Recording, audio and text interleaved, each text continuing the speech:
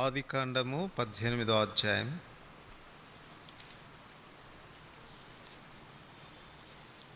16వ వచనం నుండి 33 వచనాలు మార్చి చదువుకుంటాం.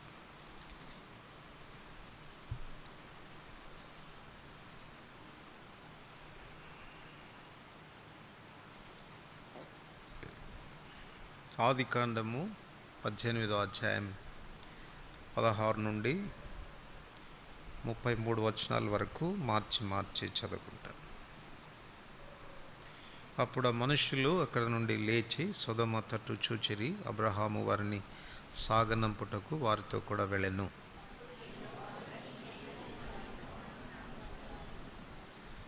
అబ్రహాం నిశ్చయంగా బలం గల గొప్ప జనమగును, అతని మూలంగా భూమిలోని సమస్త జనములు ఆశీర్వదించబడును.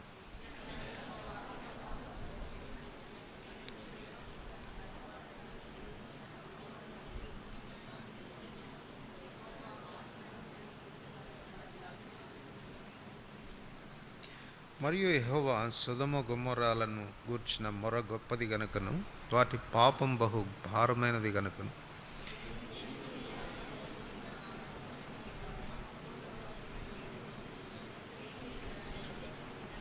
ఆ మనుషులు అక్కడి నుండి తిరిగి సొదొమ వైపు వెళ్ళిరి. అబ్రహాం ఇంకా యెహోవా సన్నిధిని నిలుచుండెను. అప్పుడు అబ్రహాం సమీపించి ఇట్లనెను, దుష్టులతో కూడా నీతిమంతులను నాశనం చేయదువా? ఆ పట్టణంలో ఒకవేళ 70 మంది నీతిమంతులు ఉండిన ఎడల దానిలోనున్న 70 మంది నీతిమంతుల నిమిత్తం ఆ స్థలమును నాశనం చేయక కాయవా? ఆ చొప్పున చేసి దుష్టులతో కూడా నీతిమంతులను చంపుట నీకు దూరమవునుగాక. నీతిమంతుని దుష్టునితో సమముగా ఎంచుట నీకు దూరమవునుగాక. సర్వలోకమునకు తీర్పు తీర్చువాడు న్యాయం చేయడాన్ని చెప్పినప్పుడు యెహోవా సొదొమ పట్టణంలో 70 మంది నీతిమంతులు నాకు కనబడిన ఎడల వారిని బట్టి ఆ స్థలమంతటిని కాయుదునెను. అందుకు అబ్రాహాము, ఇదిగో ధూళియు బూడిదయునైనా నేను ప్రభుత్వం మాట్లాడ తెగించుచున్నాను. 70 మంది నీతిమంతుల్లో ఒకవేళ 5 తక్కువ అయితే, 5 తక్కువైనందున ఆ పట్టణమంతా నాశనం చేయదువా అని మరలా అడిగాను. అందుకు ఆయన, అక్కడ 45 నాకు కనబడిన ఎడల నాశనం చేయనెను. అతడు ఇంకా అతనితో మాట్లాడచ్చు, ఒకవేళ అక్కడ 40 మందియే కనబడుదురేమో అనినప్పుడు ఆయన 40 మందిని బట్టి నాశనం చేయకుందని చెప్పగా, అతడు ప్రభు కోపపడని ఎడల నేను మాట్లాడేదను. ఒకవేళ అక్కడ 30 మందియే కనబడుదురేమో అనినప్పుడు ఆయన అక్కడ 30 మంది నాకు కనబడిన ఎడల నాశనం చేయనెను. అందుకతడు, ఇదిగో ప్రభుతో మాట్లాడ తెగించి తిని, ఒకవేళ ఇక్కడ 20 మంది కనబడుదురేమో అనినప్పుడు ఆయన 20 మందిని బట్టి నాశనం చేయకుందనగా, అతడు ప్రభు కోప్పడిన ఎడల నేను ఇంకొక మారే మాట్లాడేదను. ఒకవేళ అక్కడ 10 మంది కనబడుదురేమో అనినప్పుడు ఆయన 10 మందిని బట్టి నాశనం చేయక ఉందునను. యెహోవా అబ్రహాముతో మాట్లాడట చాలించి వెళ్ళిపోయాను. అబ్రహాము తన ఇంటికి తిరిగి వెళ్ళాను. ప్రార్థన చేసుకుంటాం. ప్రేమ కలిగిన పరలోకపు తండ్రి, యేసు ప్రభువు వారి శ్రేష్టమైన నామమున ఈ రాత్రి వేళ మరొకసారి సంఘంగా మీ పాదముల చెంత కనపడటానికి మీరు ఇస్తున్న ఆధిక్యతను బట్టి వందనములు. చదువుకున్న లేఖన భాగాన్ని మరొకసారి మీ చేతిలో పెట్టుకుంటుండగా మీరే విరిచి ఆశీర్వదించి మాకు వడ్డించండి. ధర్మశాస్త్రంలోని ఆశ్చర్యకరమైన సంగతులు చూచినట్లు మా కన్నులు తెరవమని ప్రార్థిస్తూ ఉంటున్నాను. ప్రార్థన కొరగా మా హృదయాల్ని సిద్ధపరచు. యేసు ప్రభు నామమున వందనములతో ప్రార్థిస్తున్నాం తండ్రి. చదువుకున్న ఈ లేఖన భాగంపై దేవుడు తన ఆశీర్వాదం నుంచి చేరవచ్చిన మనందరితో కూడా మాట్లాడనుగాక. ప్రార్థనలో మన హృదయాల్ని సిద్ధపరచుకోవటానికై ప్రభు మనకు కృప చూపునుగాక. ఈ చదువుకున్న భాగంలో అబ్రహాం చేసినటువంటి ప్రార్థన మనకు కనపడుతుంది. అబ్రహాం ప్రార్థనలో మనం చూసేటువంటి ప్రాముఖ్యమైన విషయం ఏంటంటే ప్రార్థన వైఖరి, యాటిట్యూడ్ ఇన్ ప్రేయర్. ప్రార్థనలో మనం చూపవలసినటువంటి వైఖరి ఈ అబ్రహాం యొక్క ప్రార్థనలో మనకు కనపడుతుంది. చాలా శ్రేష్టమైన విషయాలు ప్రార్థనలో ప్రభు సన్నిధికి వచ్చినప్పుడు ఈ ప్రార్థన ద్వారా మనం నేర్చుకోవచ్చు. మొట్టమొదటిగా మనం గమనిస్తే 22వ వచనంలో ఆ మనుషులు అక్కడి నుండి తిరిగి సొదొమ వైపుగా వెళ్ళిరి. అబ్రహాము ఇంకా యెహోవా సన్నిధిని నిలుచుండెను. ప్రార్థనలో యెహోవా సన్నిధిని నిలుచుట అనేది ప్రాథమికమైనటువంటి విషయం. దేవుని సన్నిధికి వచ్చాం మనం. దేవుని సన్నిధిని నిలవదగిన ప్రజలమేనా? 131 కీర్తన 4 వచనం మనందరికీ తెలుసు. యెహోవా నీవు దోషములను కనిపెట్టి చూచిన ఎదుట ఎవడు నీ ఎదుట నిలవగలడు? సో దేవుని సన్నిధిలో నిలవగలగడానికి, దేవుని సన్నిధిలో నిలిచుండి ప్రార్థన చేయడానికి ప్రాథమికంగా మన జీవితంలో కనపడాల్సినటువంటి అర్హత పరిశుద్ధత. ప్రాథమికంగా కనపడాల్సిన అర్హత పరిశుద్ధత. సో పరిశుద్ధత లేకుండా ఉంటే దేవుని సన్నిధిని మనం నిలవజాలము. ఒకవేళ పరిశుద్ధత లేకుండా ప్రార్థన చేస్తే మన ప్రార్థనలకి ఏమాత్రం జవాబు కూడా దొరకదు. 66 కీర్తన 18 మనందరికీ బాగా తెలుసు. నా హృదయమందు పాపమును నేను లక్ష్యం చేసిన ఎడల యెహోవా నా ప్రార్థన నా మనవి వినకపోను. కనుక దేవుని సన్నిధానానికి వస్తున్నప్పుడు మొదటిగా మనం గుర్తుపెట్టుకోవాల్సినటువంటి విషయం ఏంటంటే, మనం పరిశుద్ధంగా ఉన్నామా? పవిత్రంగా మన జీవితాలని కాపాడుకుంటున్నామా? యోహాను రాసినటువంటి మొదటి పత్రిక 3వ అధ్యాయంలో యోహాను ఈ మాటలు మనకు తెలియచేస్తాడు. చూడండి, యోహాను రాసిన మొదటి పత్రిక 3వ అధ్యాయం 19-20 వచనాలు అందరికి కలిసి చదువుకుంటా. ఇందువలన మనం సత్య సంబంధులమని ఎరుగుదుము.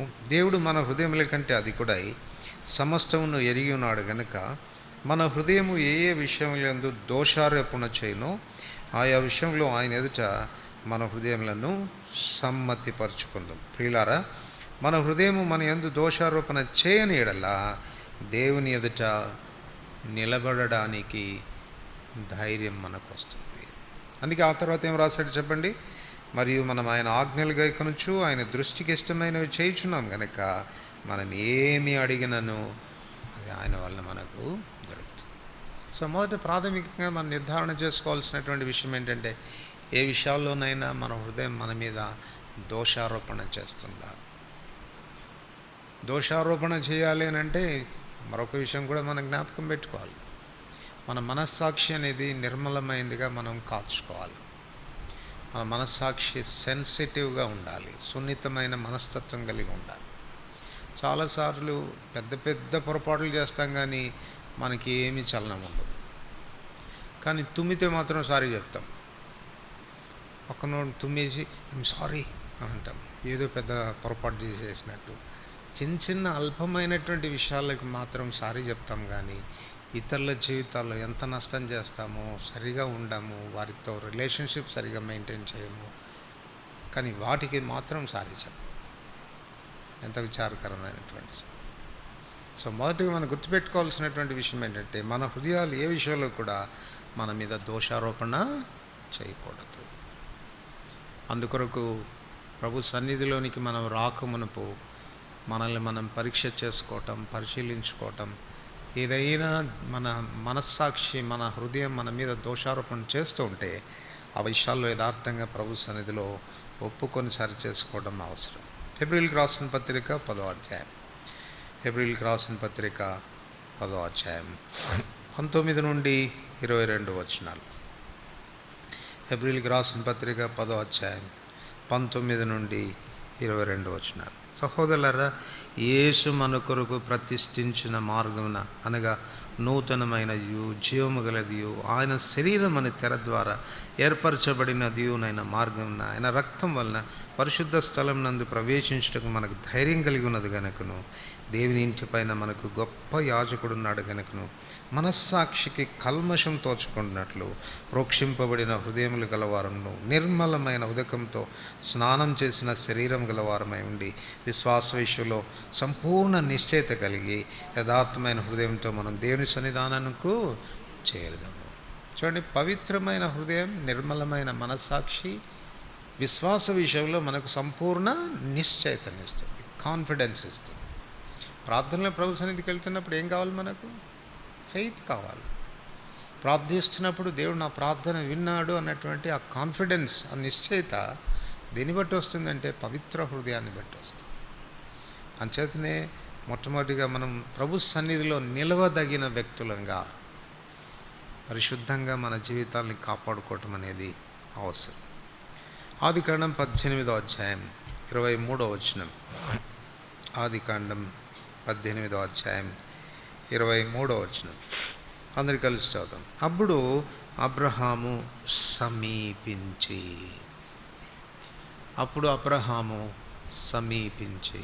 ఎవరి దగ్గరికి సమీపించాడు? ప్రభు దగ్గరికి సమీపించాడు. సమీపించుట దేని గురించి మాట్లాడుతుంది? చూడండి, ఎవరైనా మన దగ్గరికి వస్తున్నారనుకో ఏమంటాం? ఏం విషయం అంటారు కదా. అంటే ఏదో విషయం ఉంటేనే కదా దగ్గరికి వస్తున్నారు అని. అప్పుడు వెంటనే చెప్తారు వాళ్ళు. ఒకవేళ మామూలు విషయం అయితే మాట్లాడతారు. ఇంకా కాస్త సీక్రెట్గా మాట్లాడాల్సి ఉంటే చెవి దగ్గరకు వచ్చి చెప్తారు.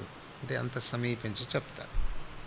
సో సమీపించుట ప్రభుతో మనం మాట్లాడే దాని గురించి, అంటే ప్రార్థన కొరకైన సిద్ధ మనసును గురించి మాట్లాడుతాం. పరిశుద్ధంగా మనం ఉండాలి. రెండవది, ప్రార్థన కొరకైనటువంటి సిద్ధ మనసు మనకు ఉండాలి. Readiness of mind to pray. ప్రార్థించుట కొరకైనటువంటి మనస్సు మనం కలిగినటువంటి వారంగా ఉండాలి. ప్రార్థించుట కొరకైనటువంటి మనస్సు మనకు ఎలా వస్తుంది అని అంటే చూడండి, 2 దినవృత్తాంతములు 14వ అధ్యాయం 11వ వచనం. 2 దినవృత్తాంతములు 14వ అధ్యాయం 11వ వచనం.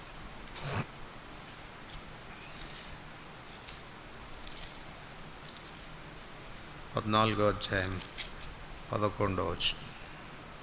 ఆస తన దేవుడైన యెహోవాకు మొరపెట్టి, యెహోవా విస్తారమైన సైన్యం చేతిలో ఓడిపోకుండా బలం లేని వారికి సహాయం చేయుటకు నీకన్నా ఎవరునూ లేరు. మా దేవా యెహోవా, మాకు సహాయము చేయము, నిన్నే నమ్ముకొని ఉన్నాము. నీ నామమును బట్టి ఈ సైన్యమును ఎదురించుటకు బయలుదేరి ఉన్నాము. యెహోవా, నీవే మా దేవుడవు, పరమాత్ములు నీపైని జయముందనీయకము అని ప్రార్థించాను.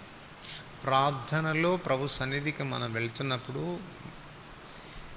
ఎప్పుడు మనకు ఆ రెడీనెస్ ఆఫ్ మైండ్ వస్తుంది ప్రార్థనలో అనంటే, తను కూర్చున్నటువంటి జ్ఞానం మనకుంటే, తన శక్తి ఎంత గొప్పదో అన్నటువంటి విషయాన్ని మనకు అర్థమైనప్పుడు ఎవరి దగ్గరికి వెళ్ళి ప్రార్థిస్తాం? మనం ఎవరి దగ్గరికి వెళ్ళి అర్థిస్తాము?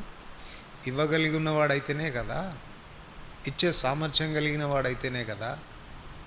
కనుక ప్రార్థన అనేటువంటి ఆ మనసు ఎప్పుడు వస్తుంది మనకు అనంటే, మన దేవుని యొక్క సామర్థ్యాన్ని మనం ఎరిగితే. యోహాను సువార్త 4:10 అదే సమరయ స్త్రీతో ప్రభు చెప్తాడు, అమ్మా, నీతో మాట్లాడుచున్నవాడు ఎవడో నీవు ఎరిగి ఉంటే నువ్వు ఆయన అడుగుతావు. సో అడుగుట, ప్రార్థించుట అనేది దేవుని గూర్చినటువంటి ఎరుక మీద ఆధారపడింది. కనుక ఇక్కడ భక్తుడు రాస్తున్నప్పుడు, ప్రభా, నీ అంతటి వాడు ఎవడున్నాడు చెప్పు, నీలాంటి సామర్థ్యం కలిగిన వాడు ఎవడున్నాడు చెప్పు, నీలాగా విడిపించగలిగిన వాడు ఎవడున్నాడు చెప్పు, నీవే కదా మాకు దిక్కు, కనుక నిన్నే మేము ఆశ్రయిస్తున్నాము. సో ప్రార్థించుట కొరకైనటువంటి ఆ మనస్తత్వం ప్రభువును గూర్చినటువంటి ఎరుక ద్వారా వస్తుంది. 20వ అధ్యాయంలో కూడా యెహోషాపాతు చేసినటువంటి ప్రార్థన కూడా అదే. 20వ అధ్యాయం 12వ వచనం. 20వ అధ్యాయం 12వ వచనం. మా దేవాన్ని వారికి తీర్పు తీర్చవా, మా మీదికి వచ్చి గొప్ప సైన్యంతో యుద్ధం చేయటకు మాకు శక్తి చాలదు, ఏమి చేయుటకును మాకు తోచదు, నీవే మా దిక్కు అని ప్రార్థన చేశారు. ఏమి చేయుటకును మాకు దిక్కు తోచదు, నీవే మాకు దిక్కు. కనుక ఆ రీతిగా ప్రభు సామర్థ్యాన్ని ఎరిగినప్పుడు అది నిశ్చయంగా మనం ప్రభు సన్నిధిలోనికి వెళ్ళి ప్రార్థన చేయడానికి దోహదపడుతుంది. రెండవది, ప్రార్థనలో ప్రభు సన్నిధికి మనం వెళ్ళాలంటే ఆ మనసు మనకి ఎప్పుడు వస్తుందనంటే, ఆయన మనస్తత్వం ఎరిగినప్పుడు. ఆయన సామర్థ్యం ఎరగడం మాత్రమే కాదు, ఆయన మనస్తత్వం కూడా ఎరిగినప్పుడు. ఆయన మనస్తత్వం ఎటువంటిది? 34వ కీర్తన 5వ వచనం. 34వ కీర్తన 5వ వచనం. వారు ఆయన తట్టు చూడగా వారికి వెలుగు కలిగెను, వారి ముఖములు ఎన్నడూ లజ్జింపకపోవును.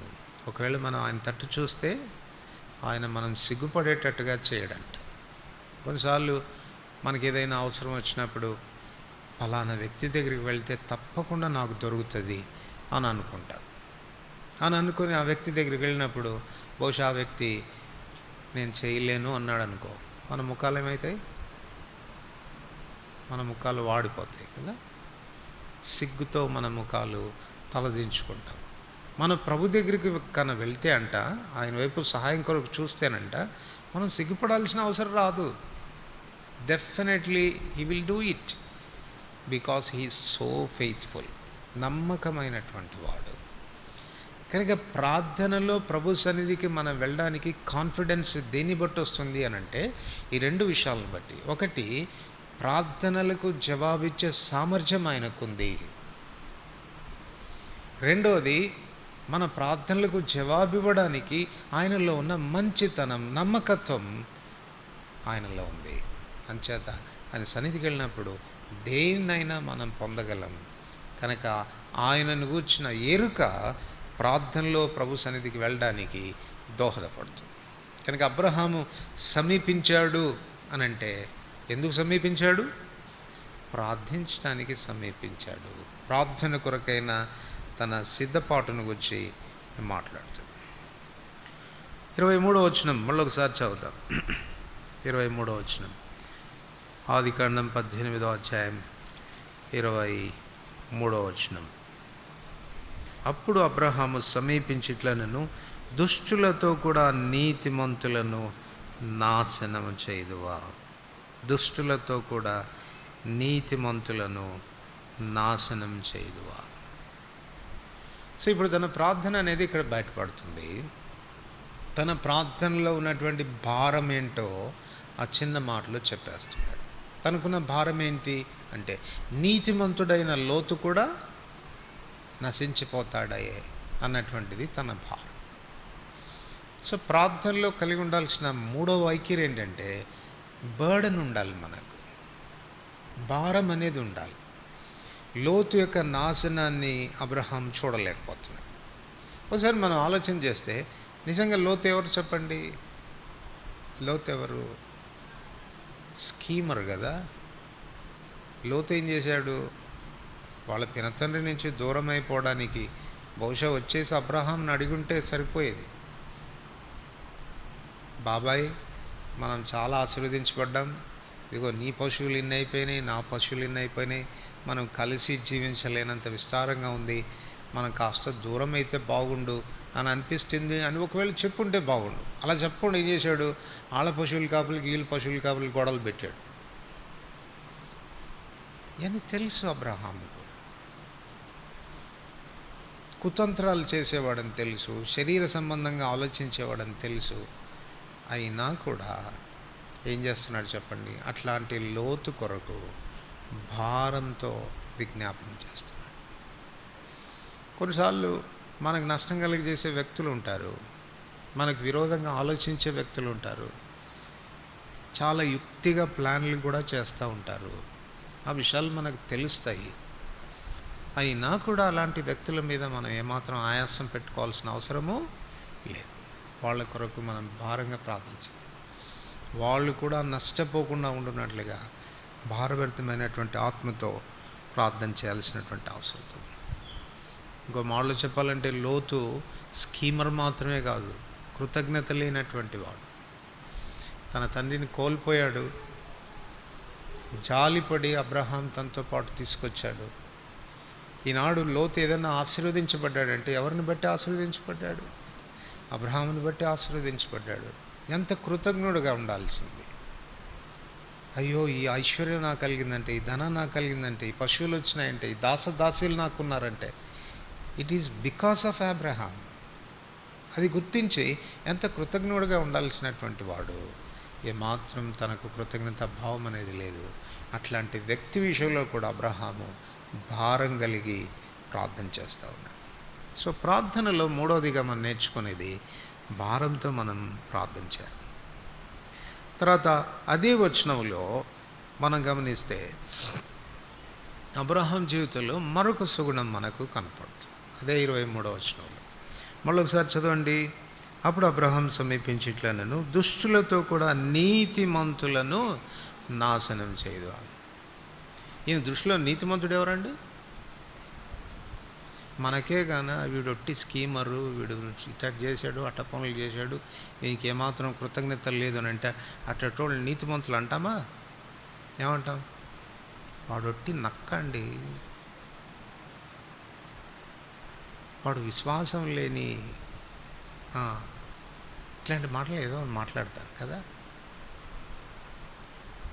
చూడండి, లోతును గురించి ఎంత ఎస్టీమ్ చేసి మాట్లాడుతున్నాడు, ఎంత గౌరవంగా మాట్లాడుతున్నాడు. అంత కీడు చేసినా, అంత నష్టం చేసినా దుర్మార్గుడనో, దుష్టుడనో, ఇంకేదో పేరు పెట్టి చెప్పచ్చు కదా. లేదు, ఏమంటున్నాడు? నీతిమంతుడు, నీతిమంతుడు అంటున్నాడు. దీనిలో మనకు కనపడే మరొక గుణలక్షణం ఏంటి అంటే క్షమాపణ హృదయం. క్షమాపణ. చాలా పర్యాలు మన ప్రార్థనలకు జవాబు రాకపోవటానికి కారణం ఏంటంటే క్షమించే మనస్తత్వం మనకుండదు. వాళ్ళ మీద వీళ్ళ మీద ఆయాసం పెట్టుకుంటాము, వాళ్ళని క్షమించలేము. పరలోక ప్రార్థనలోనే ప్రభు చాలా స్పష్టంగా చెప్తాడు కదా, ఏంటి?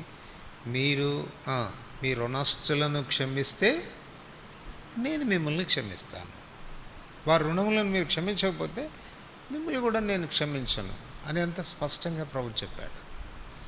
అంచేత ప్రార్థనలో నువ్వు ప్రభు సన్నిధికి వస్తున్నప్పుడు నీ మనసులో ఎవరి మీద కూడా ఆయాసం నువ్వు పెట్టుకోవడానికి వీలు లేదు. అట్లా ఒకవేళ అది గుర్తొస్తే ఏం చేయాలి? వాళ్ళని మనసులో క్షమించాలి కదా. పేతురు ఒకసారి చెప్పాడు, ప్రభా నా సహోదరుడు నాకు విరోధంగా ఏదైనా తప్పిదం చేస్తే ఎన్నిసార్లు క్షమించాలి? దినానికి 7 మార్లా అని అడిగాడు. అంటే పాపం పేతురు ఏంటంటే అంతకంటే ఎక్కువ క్షమించలేను, 7 చాలు కదా అన్నట్టుగా మాట్లాడాడు. ప్రభు ఏమన్నాడు చెప్పండి? 7 కాదయ్య బాబు, 77 మార్లు పెట్టుకున్నాను, అంటే 490 టైమ్స్ ఒక్క దినానికి. మీరు చెప్పండి, 490 సార్లు ఒక దినానికి ఎవడన్నా తప్పు చేస్తాడా మన విషయంలో? కానీ తప్పు చేయరు. కానీ ఒక్కసారే వాళ్ళు దినానికి తప్పు చేసినా మనకు దినంలో 490 సార్లు జ్ఞాపకం వస్తుంది. కూర్చుంటే జ్ఞాపకం వస్తుంది, నడుస్తుంటే జ్ఞాపకం వస్తుంది, అంట్లు దోముకుంటుంటే జ్ఞాపకం వస్తుంది, ఇల్లు ఊడ్చుకుంటుంటే జ్ఞాపకం వస్తుంది, బట్టలు ఉతుక్కుంటుంటే జ్ఞాపకం వస్తుంది, ఎవరన్నా కలిస్తే వాళ్ళకి చెప్పాలనిపిస్తుంది, జ్ఞాపకం వస్తుంది. అన్నిసార్లు కూడా జ్ఞాపకం వచ్చినప్పుడంతా ప్రభా క్షమించయ్యా వాడిని, ప్రభా ఆమెను క్షమించయ్యా అని చెప్పడం అనేది మనకు రావాలి. క్షమాపణ మనస్తత్వం అనేది మనకు లేకపోతే, క్షమించే మనస్తత్వం మనకు లేకపోతే మన ప్రార్థనలకు జవాబు రాదు. వారు ఎంత కీడు చేసిన వాళ్ళైనా, ఎంత నష్టం కలిగి చేస్తున్నటువంటి వారైనా, వారు దానిలో కొనసాగుతున్నారు, నష్టం చేసే దానిలో కొనసాగుతున్నారు అన్న సంగతి మనకు తెలిసిన, but still we should forgive them, వారిని క్షమించాలి.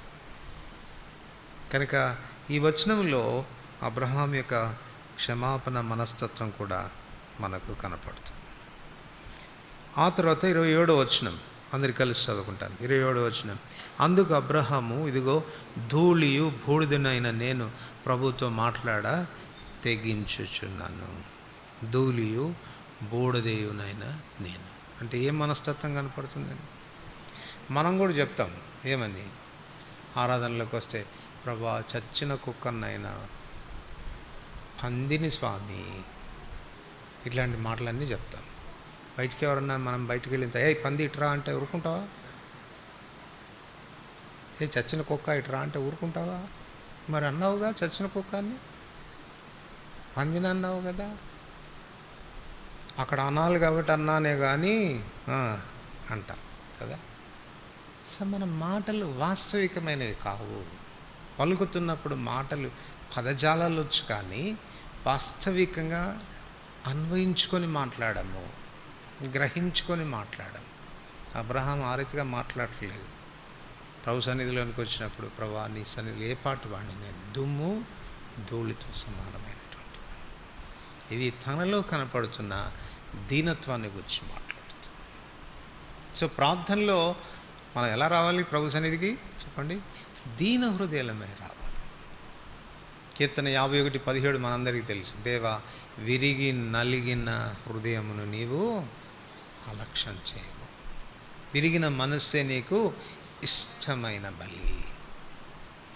సో దేవుని సన్నిధానానికి వస్తున్నప్పుడు మన ధోరణి, ప్రభు సన్నిధిలో ప్రార్థన చేసేటువంటి ధోరణి చాలా దీనంగా ఉండాలి కదా. కొంతమంది అడుగుతుంటే జాలి పుట్టుకొస్తుంది. వాళ్ళు అడుగుతుంటే సాయం చేస్తే బాగుండు వీళ్ళకి అన్నట్టుగా ఉంటుంది వాళ్ళ మాటలు వింటుంటే. కొంతమంది మాట్లాడుతుంటే వాళ్ళలో ఉన్న కరుగుతనాన్ని చూసి చెప్తారు కదా, కొంతమందిని చూస్తే పెట్టబుద్ధి అయిద్దంట, కొంతమందిని చూస్తే కొట్టబుద్ధి అయిద్దంట.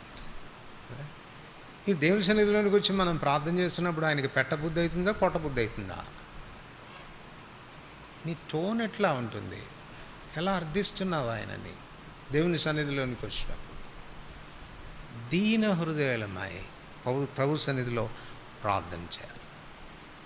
యెషయా గ్రంథం 66:2 చెప్తాడు, ఆకాశం నా సింహాసనం, భూమి నా పాదపీఠం, నా కొరకు మీరు కట్టనుద్దేశించు ఇల్లు ఏపాటిది. ఎవడు దీనుడై విరిగి నలిగిన మనసు కలవాడై నా మాట విని వణుకుతూ ఉంటాడో వాడినే నేను దృష్టిస్తాను. సో దీనత్వం అనేది ప్రార్థనలో మనం కనపరచాల్సిన మరొక వైఖరి. యోహాను సువార్త 18 కూడా మనకు చక్కని ఉదాహరణ ఉంది. పరిసయ్యుడు, సుంకరి దేవాలయానికి వెళ్ళి ఇరువురు చేసినటువంటి ప్రార్థన. పరిసయ్యుడు ప్రార్థన చేశాడు, ఎంతసేపు తాను పొగుడుకుంటా ఉన్నాడు, తన గొప్పతనాన్ని చెప్పుకుంటా ఉన్నాడు. కానీ సుంకరి ప్రార్థన చేసినప్పుడు ఎలా ప్రార్థన చేశాడు? ఆకాశం వైపు కనులెత్తడానికి కూడా ధైర్యం చాలక రొమ్ము కొట్టుకొనుచు, దేవా పాపినైనా నన్ను కరుణించు. అతనికంటే ఇతడు నీతిమంతుడిగా తీర్చబడి తన ఇంటికి వెళ్ళాడు. రాత్రి మనం ప్రభు సన్నిధిలోనికి వస్తున్నప్పుడు ప్రభు సన్నిధిలో ప్రార్థించేటువంటి విధానం మనం నేర్చుకోవాలి. ఆ తర్వాత 27వ వచనం మళ్ళీ ఒకసారి చదువుతాం. 27వ వచనం, అందుకు అబ్రహాము, ఇదిగో ధూళియు బూడిదనైన నేను ప్రభుతో మాటలాడ తెగించుచున్నాను. ప్రార్థనలో తెగింపు రావాలి. ప్రార్థనలో తెగింపు. ఎవరి కొరకు ప్రార్థన చేస్తున్నాడు? తను లోతు కొరకు ప్రార్థన చేస్తున్నాడు. లోతు కొరకు ప్రార్థన చేస్తున్నప్పుడు బేరం ఆడుతూ ఉన్నాడు. ఈయనకు తెలుసు ఆ సొదములో ఇంతమంది ఉండరని, ప్రభా 50 మంది ఉంటే కనికరిస్తావా? ఇంకొకసారి మాట్లాడతాను, 40 మంది ప్రభా తెగిస్తూ ఉన్నాను, 30 మంది ఉంటారా? ప్రభా 20 మంది, ప్రభా ఇంకా లాస్ట్ అడుగుతాను, 10 మంది ఉంటారా? ఈ విజ్ఞాపన ప్రార్థనలో అబ్రహాంకి ఏమవుతుంది అని అంటే, పొరపాటున దేవునికి కోపం వస్తే, దేవుడు ఒకవేళ నన్ను చంపేస్తే, తనకొచ్చేటువంటి కోపంతో నన్ను చంపేసినా పర్వాలేదు, నేను లోతును రక్షించుకోవాలి అన్నటువంటి తెగింపు తనలో కనపడుతుంది. అదే కదా మనం భక్తుల్లో జీవితాల్లో మనం చూస్తాం. మోషే ఏమని ప్రార్థన చేశాడు? ప్రభా వీరి పాపమును పరిహరించితివా సరి, లేనట్లయితే జీవగ్రంథంలో నా పేరు తొలగించు. 32 అది చదువుతాను. అపోస్తలుల కార్యములు 9వ అధ్యాయంలో పౌలు చేసినటువంటి ప్రార్థన కూడా అదే. నా దేహ సంబంధులైన వారి కొరకు నేను క్రీస్తు నుండి వేరై శాపగ్రస్తుడనై ఉంటాను. 10వ అధ్యాయం 1వ వచనంలో రాస్తూ అంటాడు, వారు రక్షణ పొందవలననేది నా హృదయాభిలాషయు, వారి విషయంలో నేను దేవునికి చేయు ప్రార్థన అయి ఉన్నది. సో తన రక్త సంబంధికులు రక్షించబడేటువంటి విషయానికి వస్తే ఎంత కన్సర్న్తో చేస్తున్నారో చూడండి. ప్రభు నువ్వు వాళ్ళని రక్షించకపోతే నాకు కూడా వద్దు పరలోకం, వాళ్ళని నీ సన్నిధికి నువ్వు తీసుకోకపోతే నాకు వద్దు ఈ ప్రివిలేజ్, నేను కూడా శాపగ్రస్తుడిని అయిపోతాను. ఎంతటి తెగింపది. పొరపాటున ఎస్ అన్నాడు అనుకో, ఏం కావాలా? అట్లాంటి ప్రార్థనకు తెగింపుతో చేస్తున్నాడు ప్రార్థన. ప్రభా నేను తెగిస్తూ ఉన్నాను. సో అట్లాంటి కన్సర్న్తో, భారంతో ప్రభు సన్నిధిలో మనం ప్రార్థించాల్సినటువంటి అవసరం ఉంది. 32వ వచనం, 32వ వచనం, అతడు ప్రభు కోపపడని ఎడల ఇంకొక మారే మాట్లాడేదను. ఒకవేళ అక్కడ 10 మంది కనబడుదురేమో అనినప్పుడు ఆయన 10 మందిని బట్టి నాశనం చేయక ఉండునెను. 33 చదవండి. యెహోవా అబ్రహాంతో మాట్లాడట చాలించి వెళ్ళిపోయాను. అబ్రహాం తన ఇంటికి తిరిగి వెళ్ళాను. ఎవరు ముందు వెళ్ళిపోయారు? ఎవరు ముందు వెళ్ళిపోయారు? మనం ఎవరు ముందు వెళ్ళిపోతాం?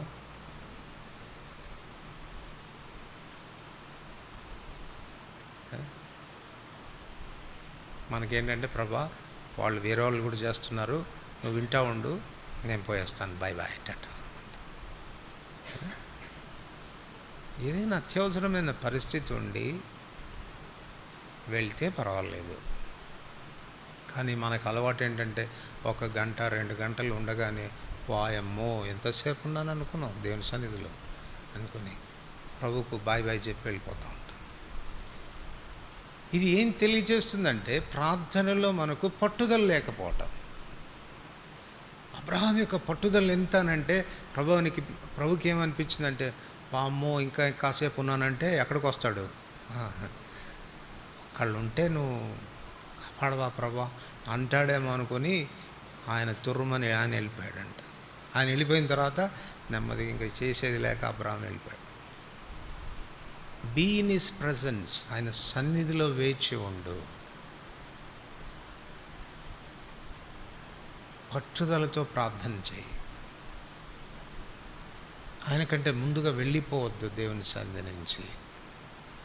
వేచి ఉండు, ప్రభు సన్నిధిలో వేచి.